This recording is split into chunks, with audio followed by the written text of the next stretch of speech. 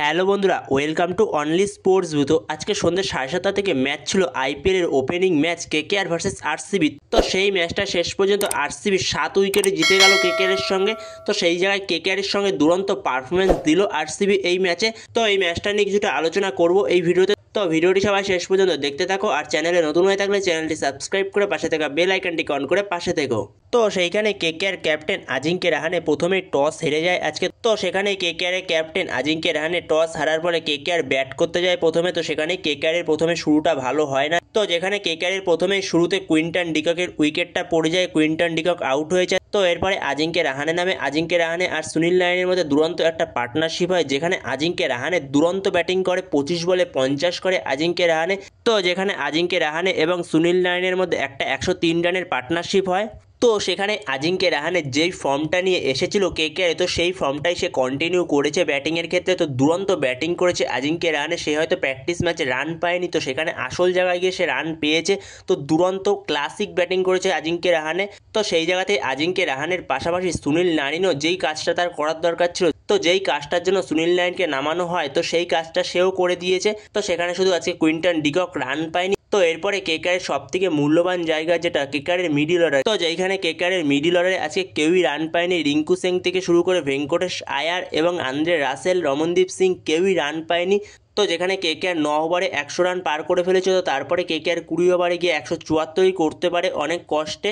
তো সেখানেই যদি বলা যায় আরসিবিকে এই ম্যাচের মেন নায়ক, তো আরসিবির এই ম্যাচের মেন নায়ক হলো কুণাল পান্ডিয়া। তো বোলিংয়ের ক্ষেত্রে কুণাল পান্ডিয়া অনবদ্য বোলিং করে, যেখানে কুণাল পান্ডিয়া গুরুত্বপূর্ণ 3টে উইকেট নেয়। তো যেখানে কুণাল পান্ডিয়া সুনীল নারায়ণের উইকেট নেয়, আজিঙ্ক্য রাহানের উইকেট নেয় এবং ভেঙ্কটেশ আয়ারের উইকেট নেয়। তো সেখানে 3টে গুরুত্বপূর্ণ উইকেট নেয় কুণাল পান্ডিয়া। তো কুণাল পান্ডিয়ার জন্য ম্যাচে শেষ পর্যন্ত ফিরতে পারে আরসিবি, না হলে আরও অনেক রান হতে পারত। তো যেখানে 9 ওভারের পরে যখন 100 রান পার হয়ে গেছিলো, তখন মনে হচ্ছিল কেকেআর হয়তো 200 রান পার করে ফেলবে। তো যেখানে কেকেআর ইজিলি 230-35 করে ফেলতে পারে। তো সেই জায়গাতেই কুণাল পান্ডিয়া এসে ধাক্কাটা দেয় কেকেআরকে। তো সেখানে কেকেআর সব থেকে গুরুত্বপূর্ণ ব্যাটসম্যান আন্দ্রে রাসেল, তো আন্দ্রে রাসেলের উইকেটটা নেয় সুয়াশ শর্মা। যে সুয়াশ শর্মা মার খাচ্ছিল, তো সেই সুয়াশ শর্মাই আন্দ্রে রাসেলের উইকেটটা নেয়।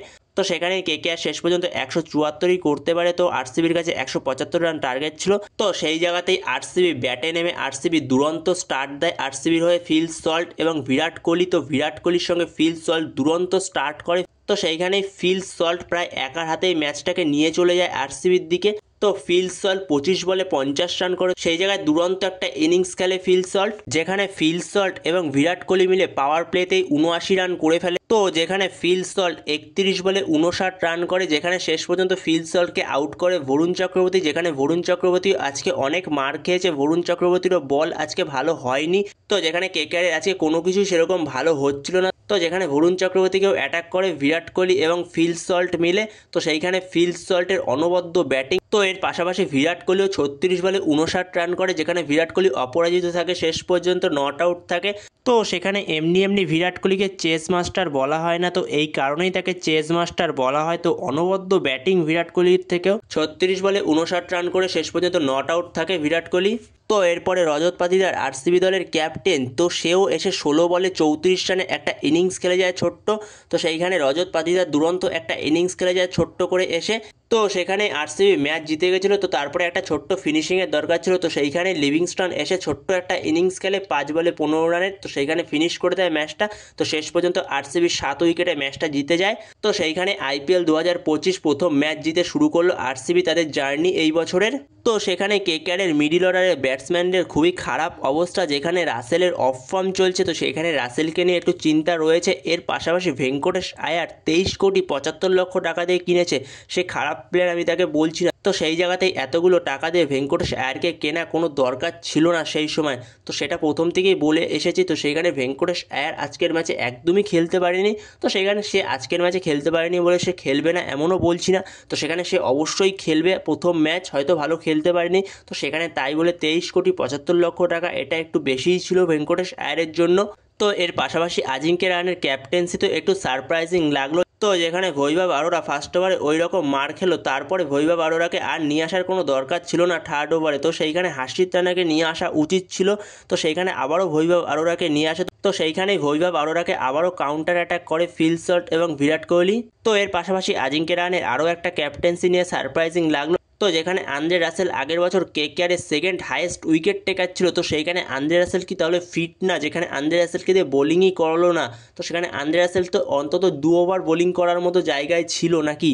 তো সেইখানে যদি আন্দ্রে রাসেল ফিটই না থাকে তাহলে সে ফিল্ডিং করলো, ব্যাটিং করলো, ব্যাটিংটা আলাদা ব্যাপার, সে তো ফিল্ডিং করলো, তো সেইখানে আন্দ্রে রাসেল অবশ্যই বোলিং করার মতো নিশ্চয়ই ফিট ছিল, তো সেখানে আন্দ্রে রাসেলকে ইউজই করলো না। তো সেইখানে এই সিদ্ধান্তগুলো একটু সারপ্রাইজিং সিদ্ধান্ত লাগলো। তো সেইখানে আশা করছি কেকেআর ম্যানেজমেন্ট এই সিদ্ধান্তগুলো ঠিক করবে। পরবর্তী সময় ফার্স্ট ম্যাচ ছিল, যাই হোক খুব একটা অসুবিধা নেই। তো সেখানে সিজনটা এখনও অনেক পড়ে রয়েছে, তো সেইখানে আশা করছি পরবর্তী সময় এগুলো ভুল শুধরে আবারও তারা ভালো করে মাঠে নামবে পরবর্তী ম্যাচে, যেখানে পরবর্তী ম্যাচ রয়েছে রাজস্থান রয়্যালসের সঙ্গে।